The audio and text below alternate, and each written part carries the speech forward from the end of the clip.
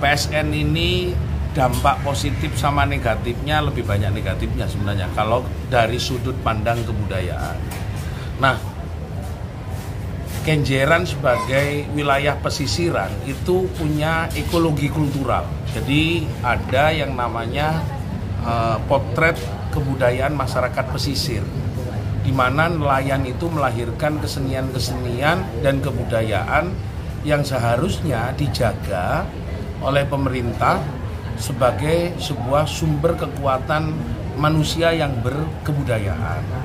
Nah, ketika nanti PSN ini muncul, lalu ekosistem kebudayaan itu rusak, contoh kebudayaan nelayan, lalu selamatan pinggir pantai, lalu juga nyader atau nyadran.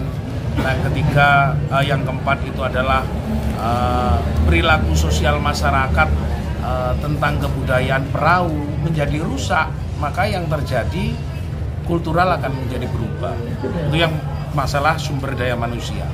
Sumber daya alamnya itu juga akan rusak, di mana ekosistem telurnya kerang, telurnya ikan, telurnya kepiting yang menjadi sumber pangan masyarakat sekitar Surabaya itu menjadi hilang, karena pengurukan itu berdampak pada kerusakan ekosistem, di mana laut yang awalnya menyediakan sumber makanan bagi masyarakat Surabaya menjadi rusak. Hari ini saja pencemaran yang terjadi di Surabaya yang dibuang ke Laut Kenjeran itu sudah berapa ribu juta makhluk hidup yang rusak.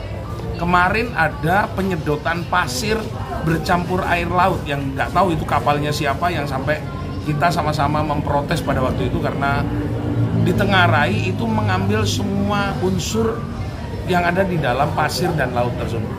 Apa yang terjadi?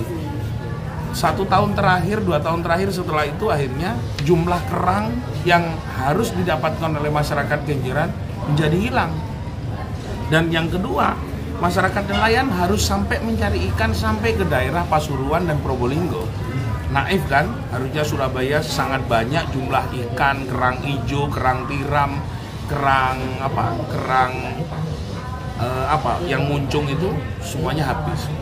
Pas yang ketiga, kerusakan yang tadi kita diskusikan, ketika ada penambahan daratan di sekitar Kenjeran sampai di daerah desanya itu, kelurahannya itu, Keputing, yang terjadi kan harus ada perencanaan baru terhadap sistem pembuangan air yang ada di Surabaya.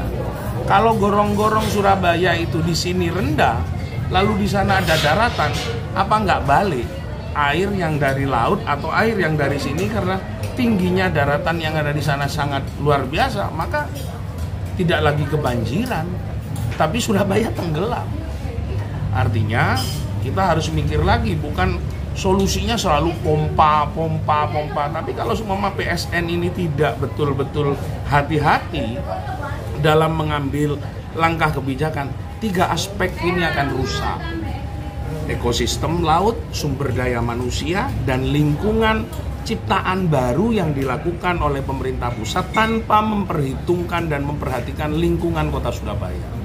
Ini hati-hati. Apalagi kita belum tahu nih sesar tanah atau sesar bawah laut ini akan bergerak seperti apa ketika beban ini ditambahi.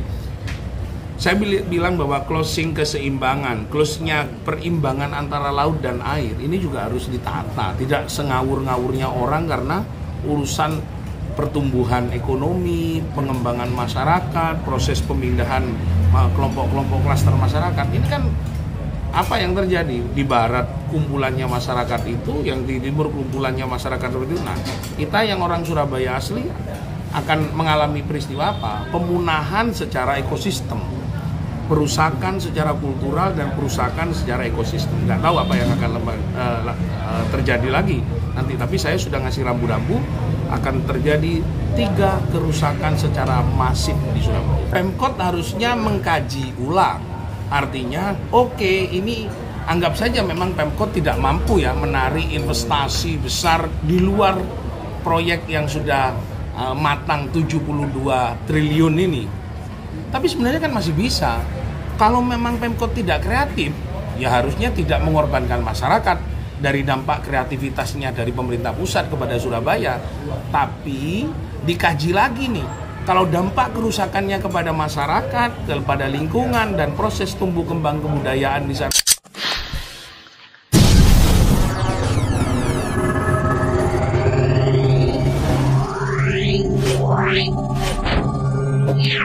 Yeah.